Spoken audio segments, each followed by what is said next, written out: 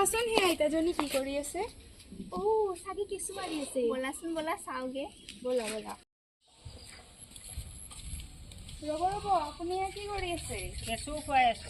আপুনি নাজানে নেকি কেঁচু আমাৰ কাৰণে কিমান উপকাৰী? নাজানো। আপুনি নাজানে নেকি কেঁচুবোৰে যে মাটিৰ উৰ্বৰতা বৃদ্ধি কৰে আৰু মাটিৰ মাজত ফুটা কৰি পানী চলাচল কৰাত সহায় কৰে আৰু জৈৱিক উপাদান বৃদ্ধি কৰাত সহায় কৰে। আপুনি নাজানে নেকি? নাজানো। আপুনি খেতি কৰে? অঁ আপুনি খেতি পথাৰত ৰাসায়নিক সাৰৰ প্ৰয়োগ কৰে?